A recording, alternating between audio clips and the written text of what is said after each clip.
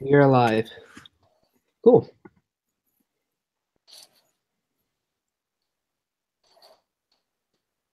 So how did you Did guys it go to your other link? does this what? I wonder if it went to your other link. Did Because I have I another? got two emails from it. There were actually two emails. Oh, there were two? Yeah, One had the link and one had some other. I re-invited him just in case. One puts you on a YouTube thing. I re-invited him just in case, and so I've been watching my Gmail too, making sure that if he didn't get it and he sent us an email, I can easily find it. Okay. So hopefully that works. But how'd you guys' experience go with the showing your gratitude towards others? With the gratitude act. Well,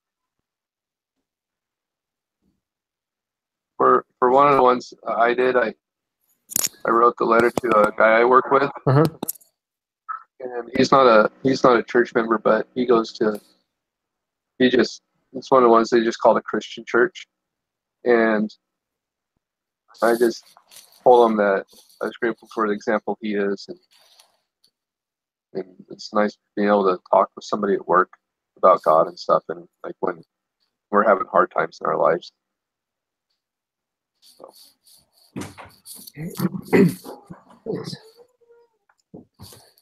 Well, something I enjoyed was actually writing those letters because it required me to think about specific things that people had made for me, and that was kind of special in my experience making the letters.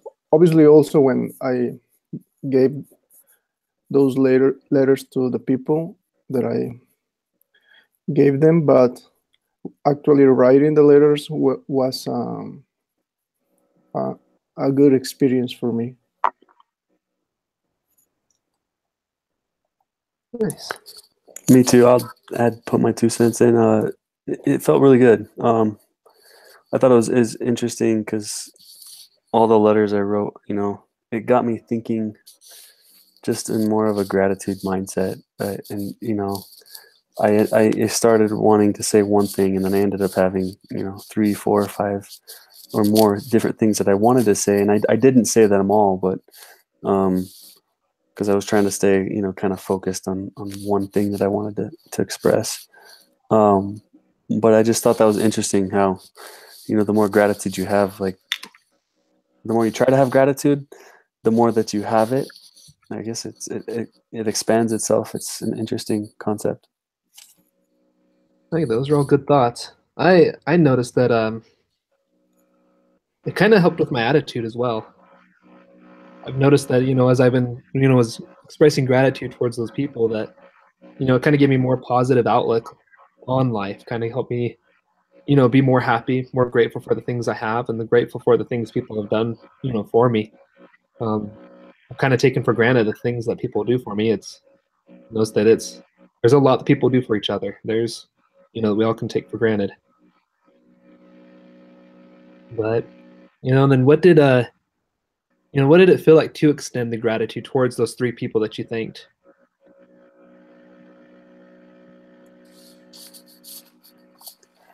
Can you repeat the question, please? I'm sorry. What did it feel like to extend gratitude towards the three people that you thanked? I guess I kind of jumped ahead of myself on the last question a little bit because I was kind of explaining that almost, but I'm sorry. No, you're fine. I feel like it was I'm sorry, I just lost my train of thought. But it was rewarding, essentially. Perfect. And then I guess Raphael, Dustin, I think you guys kind of jumped into that as well. Yes. Well, I have to admit that it was kind of surprising moment for my wife. For instance, she was looking looking at me suspiciously, like, why are you doing this? And also my mom. And it was, well, that made me think that I should be more grateful. Although I usually say thank you, will do things for me. uh, What I don't do is to be grateful in a special way, like this one. It was, with the letter and chocolate bar. So yeah, it was kind of different for my wife and my parents, but it was a special moment also because I was able to express sincere gratitude to them for the things they do. For my wife, I actually read the letter. I read that in the readings for this week, and I thought it was a good idea. And yeah, it was a very special experience. Thank you. Thank you. So it caught your wife off guard when you told her that when you gave her showed gratitude. Yeah, why are you doing this? Did she ask if you'd done something wrong? Yeah. What do you have to confess? It's just I want to say thank you. Yeah. I know when I do something like this, I actually feel better throughout the day. Kind of takes some of the negative away, and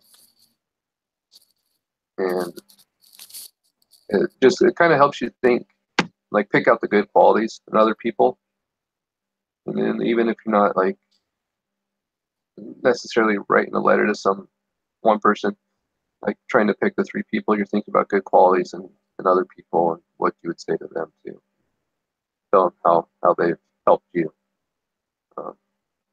I know that's kind of how it makes me feel. Nice. And then Dustin, you shared you gave thanks to those people. How did they react? How did they feel? Well, like I did my wife, and basically I got the "What'd you do?" response. And I did my kids, and I don't know. She didn't. They're just kind of the age they're like whatever. But the guy at work is with him, his wife. They just found out recently that his wife has stage 4 colon cancer. Wow. So he was really grateful for it. Just knowing that there's somebody there that he's had an effect on and that he can talk to. Yeah, that was something I noticed, that gratitude made more gratitude or something like that. I mean, I was grateful with things, and then people was grateful for that moment and also for things that I do for them. So it made easy to say thank you in both ways. That was interesting. Joseph Smith says something about love, that love begets love or something like that. Mm-hmm. And maybe gratitude also begets gratitude. That's what I noticed. Nice. I like that because, like, what I did, for example, was tonight I didn't necessarily give a gift to my younger sister, but I kind of did more of an activity to kind of show her that I'm grateful for having her as a sister. I'm kind of grateful for my extended family. So my parents are divorced. I grew up with my mom in California, and then my dad's here in Utah. And so I grew up in California, but I did visitation here in Utah. So I was here, but not. I was here once a month on the weekend. And so I have a relationship with them, but it's, not the strongest, not as strong as it could be. And so right now, as I'm doing my internship, I'm staying with, my dad. I'm staying with them. And tonight, my younger sister had a presentation at school. She's in elementary, and you know how like they do those elementary presentations, how they, about the state that they're in, kind of the history, stuff like that. It was one of those. But I stayed there. I kind of wanted to leave a little bit early to get some homework done, but I decided, let's stay there the whole time. I stayed there and I, expressed my gratitude for her and that she invited me to that presentation. And, as you were saying, Raphael, as you express gratitude, it kind of goes across. It was neat seeing their reaction that they were grateful that I was there. They were grateful that, I'm actually dedicating time to them. Not like the times on visitation where I'm kind of stuck here. It was, and had to do things with them. It was something I did by choice. And it's, as I'm showing gratitude towards them and, doing things with them to kind of, have action along with that gratitude. I'm noticing that they're friendlier towards me. They're inviting me towards more activities. I can see a difference in our relationship. Like it's bettering. It's like gratitude can strengthen relationships. It's not just a one-time thing, but it seems like, as you said, Raphael, it builds up and it can improve things or even make things better. It's contagious. Yes, it is. Snowballs. It's contagious. And Spencer, what about you? How are the people reacting when you shared your gratitude?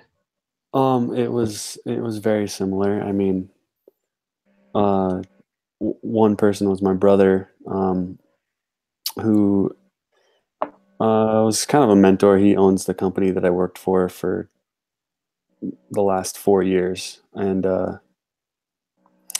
I was just kind of specifically thanking him for, the basically setting me up in a lot of ways. And he just wrote. I mean, I had to email him, so he's not here, but it just turned into like a little gratitude fest of, I thanked him for this and he thanked me for that, and it begets more gratitude, begets gratitude. So and also it increases your feelings of like mutual understanding, empathy. The 7 Habits talks about empathy a lot, and how important it is to listen. Just today, when I've been listening to the book sometimes rather than reading it, and he said that what did he say? It was along those exact same lines, but basically that if we listen with the intent to that's what it was. We shouldn't listen with the intent to answer. We should listen with the intent to understand, and that can change, so much of how our interactions go. And then expressing gratitude is, I guess, sort of like a next level sort of activity. So it was good. Nice. And how do you guys think that the role of gratitude, what is the role of gratitude in organizations? We kind of talked a little about family and how it affects that, but what about like, work organizations or as family as a whole, instead of the individuals?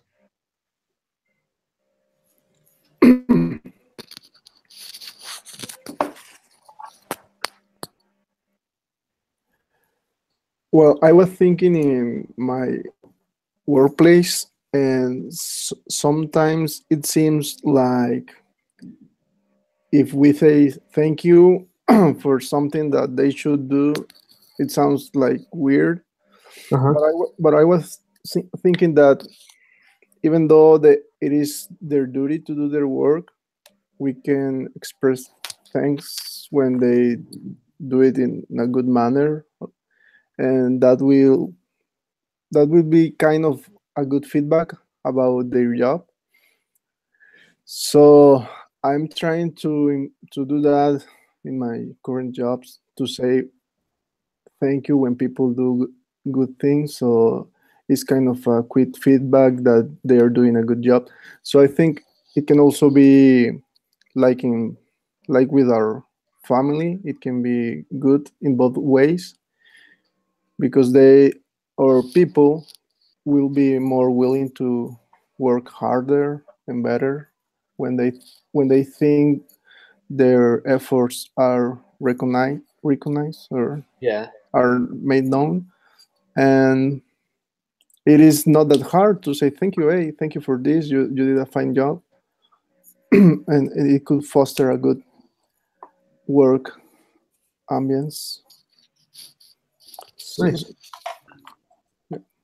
I was kind of talking about the company that I worked for the last 4 years, and actually one of my best friends in the world was not enjoying his career, and I told him to apply to my company, and he did, and this was about a year ago, and then come last fall so my work was contract based, so we would go to the locations of our work, which are at nuclear power plants, and we do whatever we're there to do, and then we go home.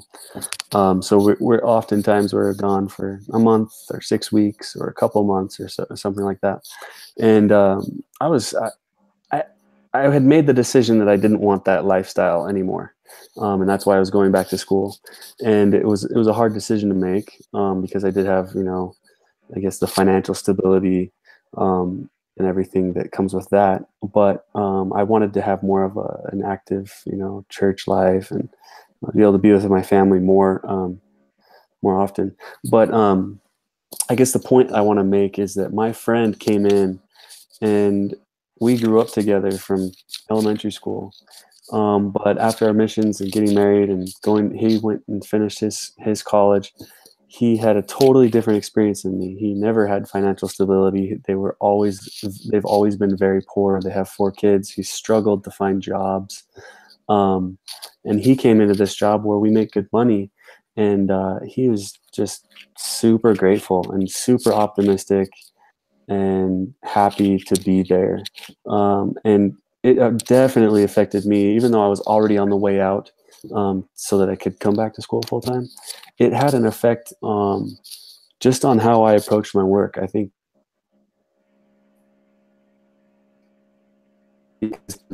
I felt more gratitude for the job that I had, and the pros, the good parts of it, and I wasn't always focusing on the the negative aspects of having to be away from home or whatever it may be. So I think that it's like we said, it's contagious, and when it comes to work, if someone's genuinely grateful to be there and excited to be there, it affects everybody in a positive way. That was long, sorry. No, that was good though. That was good. That was good. Something that came to my mind too was I have those coworkers too, where everything you do, whether it be great or not, it's good job. And I say it so often, sometimes it's kind of like, okay, are they sincere? So something I'm curious about, with you guys, just wondering, how do you express gratitude at work and actually make it sincere? It sounds like, Spencer, from what you said, you brought up a good point with just being grateful, not always necessarily going through and saying thank you to others, but sometimes just being very grateful for the job yourself rubs off on others. It's contagious. Like, if you express gratitude towards someone else at work, what's the best way do you guys think that would make it sincere so that it's felt?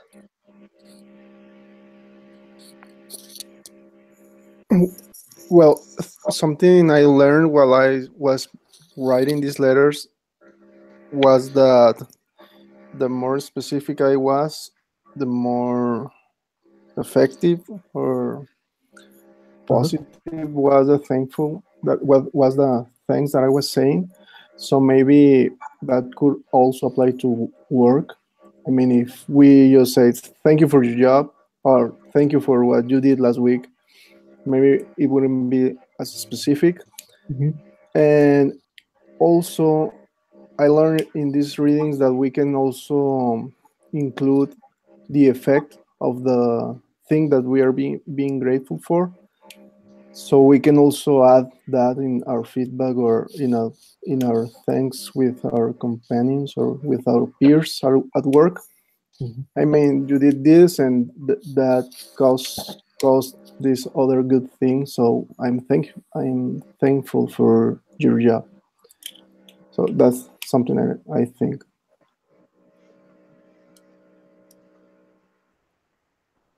So, I think it can start feeling a little disingenuous when you always say it the same way, like you're talking about, Mason. It can, maybe even if it's not, it can, like, you can start wondering, like, are they serious, or like you were just saying. So I think that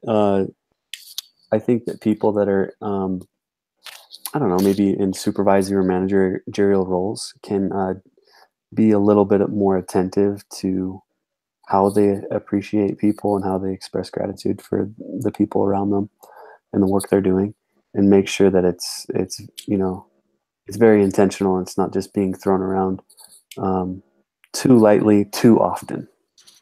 Just a thought. I agree with Spencer on that. They have a thing they started at work.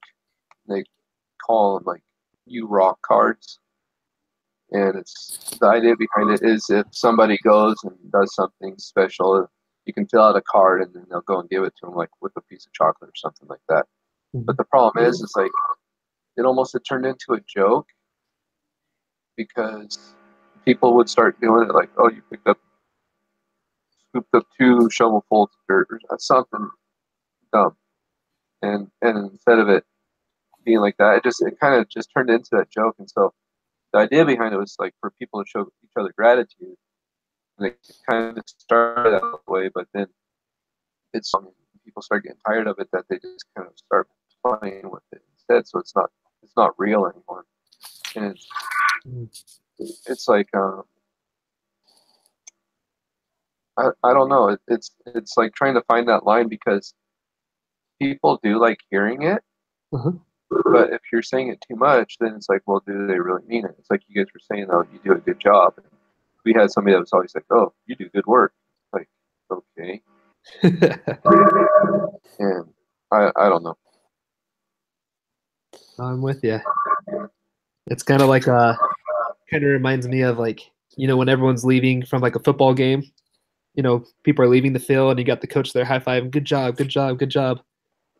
It's kind of like, okay, is that just standard? But I think from what I'm getting, what you're saying is be specific, say specific actions of why you're grateful, what they did at work. It makes it seem more sincere, and then don't say it too often. Yeah. Do you guys think there's other barriers as well that could be to gratitude? I know one that comes off the top of my head is brown nosing. And brown what? Brown nosing. Brown nosing. Where's that?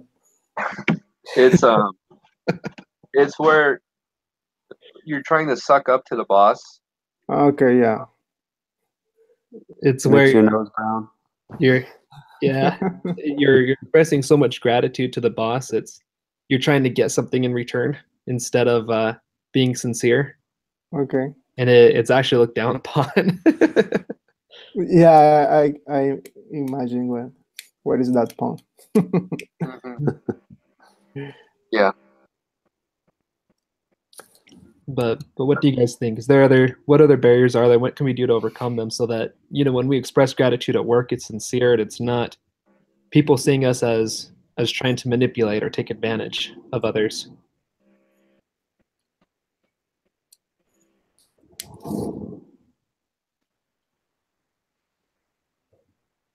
I think spreading it around would be one thing, so it's not always focused just on one person. I think the good manners for things like saying thank you. That could be kind of your standard thing for things they did. And that way, when it's something that you see that's above and beyond, you can kind of expound upon that a little bit more. I don't know, because it's kind of a fine line that you end up trying to walk. Mm-hmm. It's like our wives. You get well, what do you do now? It's like, I just wanted to buy you flowers. No, you did something. I'm like, no, I'm actually just trying to be nice. Something like that. You want me to do something? Like, so does this mean I get to go do something now? Get out of jail free card. Yeah, I'm asking for forgiveness before I even do it. That way I don't have to ask for permission. I think that, you know, it's just important for us to be genuine about it. I think that's something that's come up a few times in our conversation, and to just let that, you know, if you're grateful, like I'm sure we all have experiences that we can think of, but I had a really good supervisor recently, and one of the people that was working with us after the job had almost ended, so we were just about to leave, he sent a letter to the supervisor. I'm friends with the supervisor, and he told me about it. So I didn't do anything, but the way he did it was really genuine, and he did it in a private way. And I don't think it always has to be private. I think sometimes it should be in public, especially when you're dealing with work and, you know, maybe giving people extra money or something. But it was done in a genuine way that wasn't meant to aggrandize himself, and it was after the job, and so there was no real benefit that this guy could have gotten for, you know, saying thank you to the supervisor.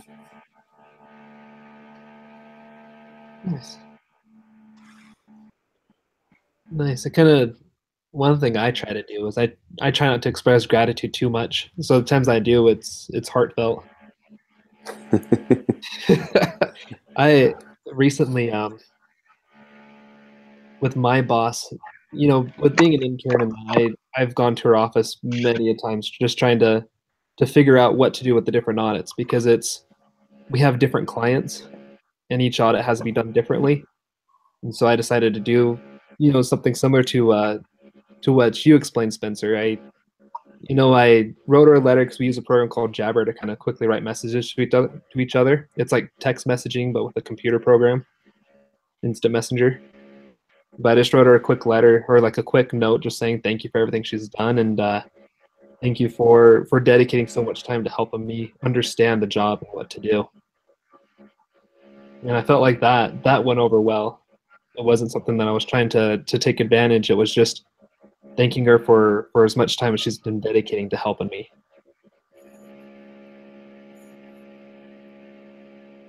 But yep, I don't know. Do you guys have any other barriers you can think of, or any other comments you want to make, you know, in regards to that?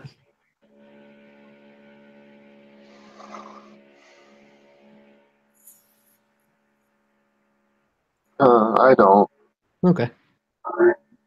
Rafael, you good? Answer? Yeah. Thank you. And then so moving on, the next thing the show's to go over is about the Redux. What do you guys think of the Divine Gift of Gratitude by President Monson? What are some things you guys think?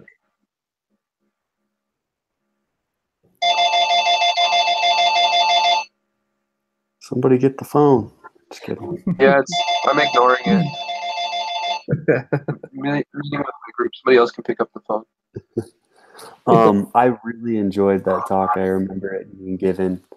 And it was refreshing to see President Monson in a little bit of, you know, healthier state too. But just one of the scriptures that President Monson talked about in the talk was from Matthew, and when he had like thousands of people, you know, following him, and they were all hungry, and it says, you know, and he took the 7 loaves that the apostles had. He said, "What food do you guys have?" And they had some fish and some bread, and he took the 7 loaves and the fishes and gave thanks. And after he gave thanks, he broke them and gave to his disciples, and the disciples to the multitude. And the point that President Monson made was that the Savior gave thanks for what they had, and a miracle followed. And I think that there's a major life lesson, an eternal lesson for us in that when we express gratitude, that miracles can follow. Yeah, very good one. Yeah, I liked about this talk. I like that President Monson said that we can lift about the negative feelings or thoughts that currently are in our world. And there are many things to be worried about, and we can be better than that. And if we are, if we notice or if we are aware of our current blessings and we are grateful for that, I think it's very valuable for me to do that, to be aware of my blessings and to be thankful for that helps me to overcome the negativism that can be in the world. I like that for that talk.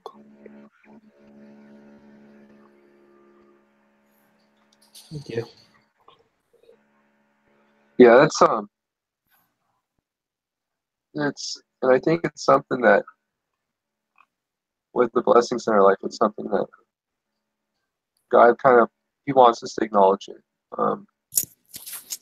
It's like the story of the lepers and how only one went back to Job. And you could tell, I mean, I kind of think Jesus knew what was going to happen, but you could still tell he kind of felt bad because it's like, well, these other 9 guys, where are they? And I don't think he's the type of person that would ever say that to anybody or anything, but I do think he felt a little bit bad that they were ungrateful for that. I think being told thank you is it like gives us the feeling that we all like. I don't think that's any different for Heavenly Father or for Jesus. And then too, I think the more gratitude we show for the blessings that we receive, the more likely we are to receive more of them. I'm with you. I get used to being blessed. You know, not, and then that way we don't show as much gratitude. The story that President Monson shared that stuck out to me in that talk was with the electricity. Yeah. That family that was on the farm. Yeah. You know, and how they one year they didn't have that great of a harvest. They didn't have a lot of money. All their animals were sold off to make up for that, you know, that bad harvest. And so when Thanksgiving came, they didn't have a lot. And so the dad didn't want to give up on it. Just thought, okay, we're gonna do, you know, make with what we got. Let's you know, prepare a rabbit is what I think is what he found. And they prepared a rabbit, and the family was complaining and thought it was neat how the lesson that he taught. Went back up into the attic. They grabbed their candles, and they are, you know, their lanterns, stuff like that, and brought it down, turned those on, and then turned off the lights. And they realized that the blessings that they got, and how much they've been blessed. And so I think that's one thing to watch out for. I can think of another experience I had in my life with that too. It was before I came to school, you know, I had a job that paid pretty good. It wasn't a job I wanted to stick in forever. I was a debt collector for student loans. You know, I worked for the Department of Education. It paid extremely well, but high stress. You had to collect or you're out of there. So it was always a revolving door. You always wonder if you're next. But you know, aside from the work, I really enjoyed, you know, the economic stability. And so as soon as I decided, you know, I can't live this life anymore, this lifestyle, you know, and I quit, you know, I kind of realized how much I was accustomed to being economically well, having all the things that I had, and then I jumped to probably less than half of what I made before. So it was a big change, but it was also waking up to kind of like, okay, I have been blessed. You know, I can't take for granted the things that God has given. I know your pain. I feel your pain.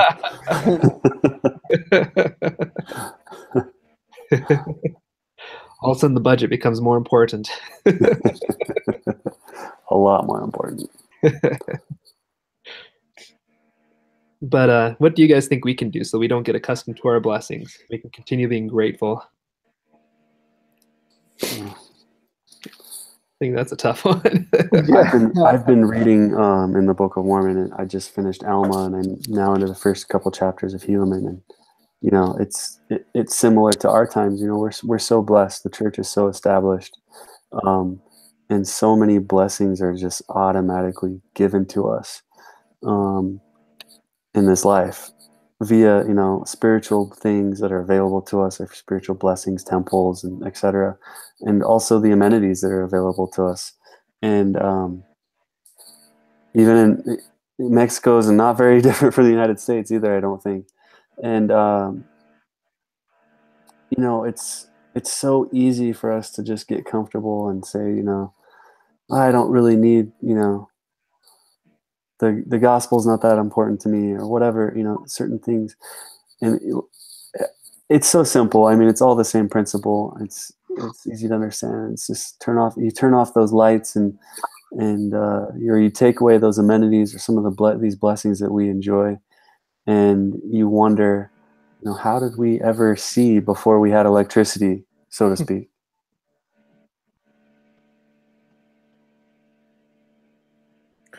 Yeah, but it is a hard question, because it seems like, well, at least in my case, I'm always wanting more.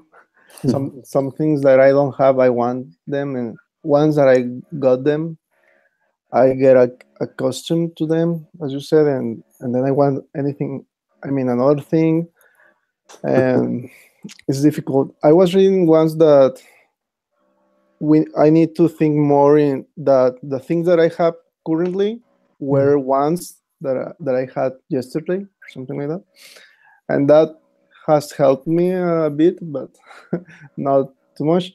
And I'm also struggling to teach that to my boys, to my two boys, because sometimes I feel they take for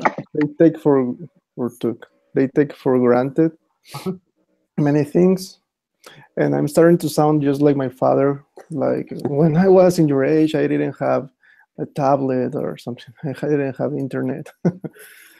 But yeah, it's a hard topic, I think.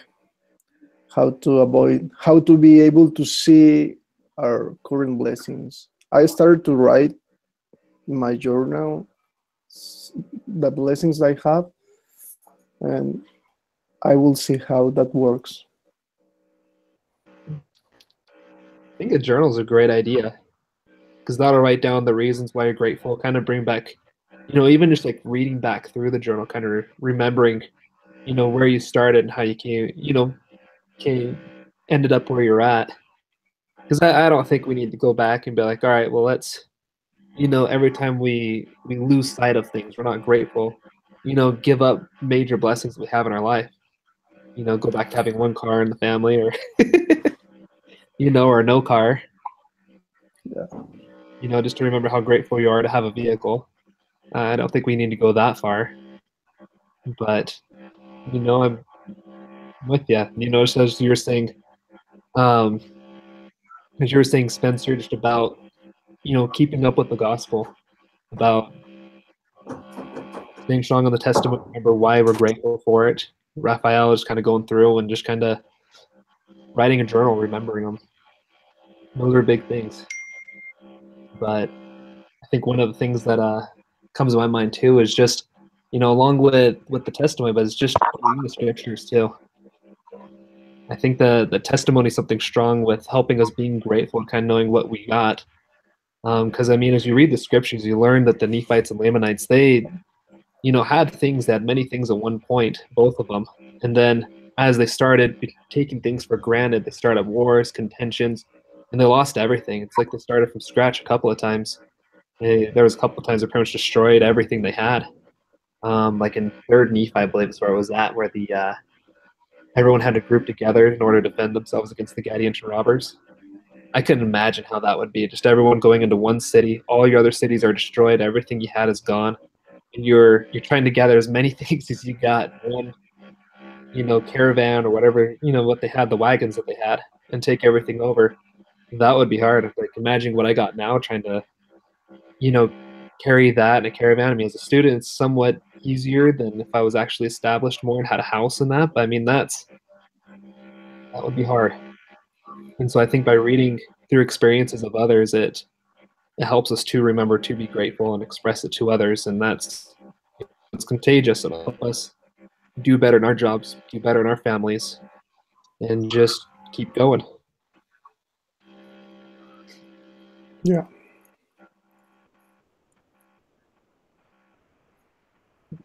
But is there anything else that stuck out from you guys from the readings? I know we've covered President Monson, but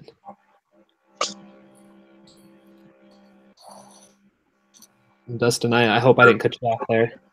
No. But this is a thing that stuck out to me. Which article was it?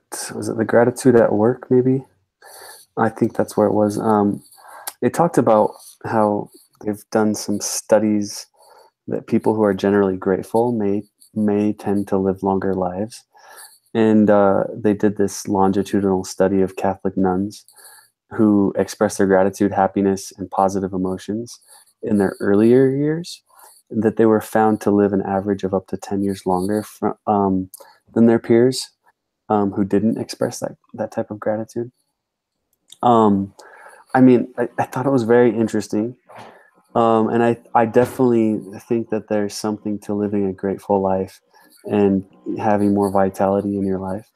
But I kind of took that, I just found it as interesting because I was thinking of correlation versus causation. And there's definitely a correlation to people, maybe living longer when they have attitudes of gratitude. But I don't know that it seemed kind of like they were trying to make the point that, if you express gratitude more, that you'll live longer, which I'm not really sure if you could really prove that to be the case.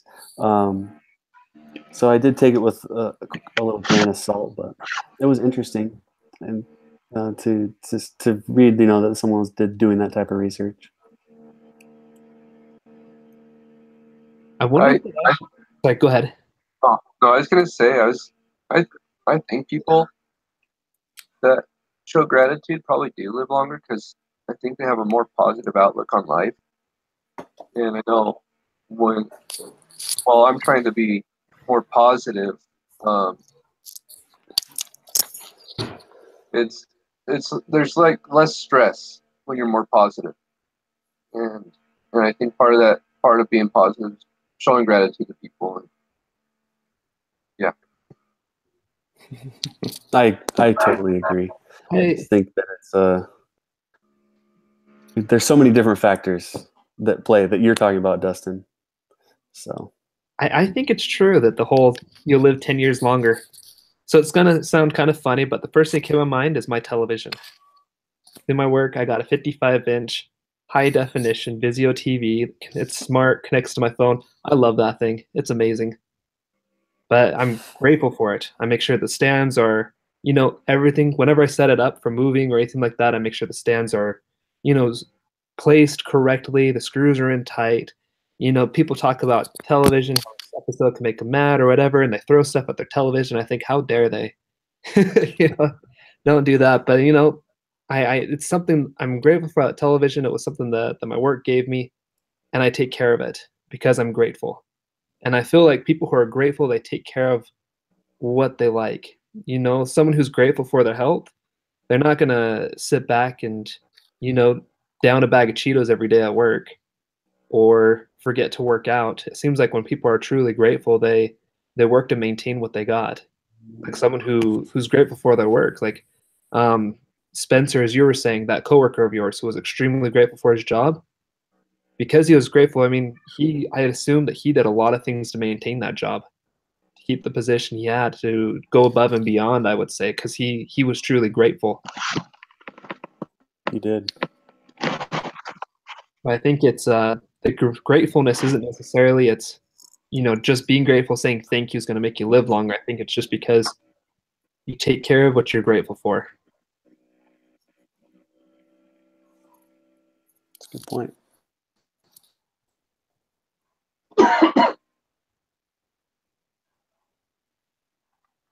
But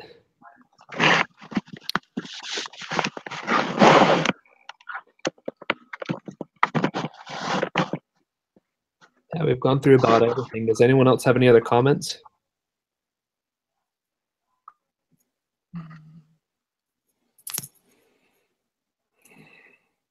No. No, I'm quiet tonight. It's that snow. you're too quiet, Dustin. Yeah, I'm still cold. Isn't that weird though? When like you're in a place that's not used to snow and you get it, like you realize how much everything's not prepared for it. We get rain and they still can't drive. Sounds like Victorville, where I'm from. Yeah, but I'm in Seattle. Yeah, We yeah. always get rain.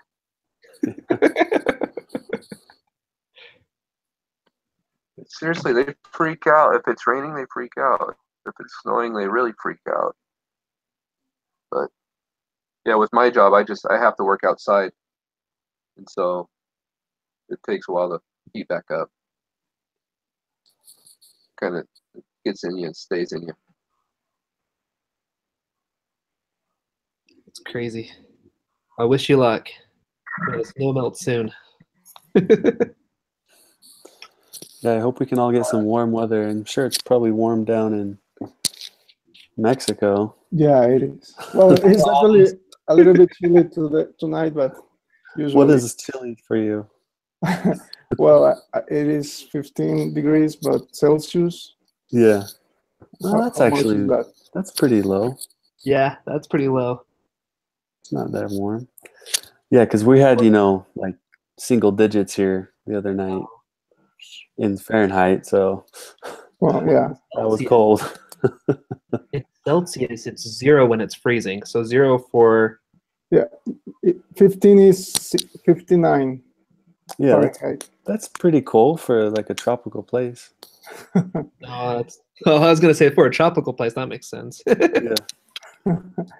My wife got up to work this morning and it was, I think she said it was 8 degrees in Rexburg this morning.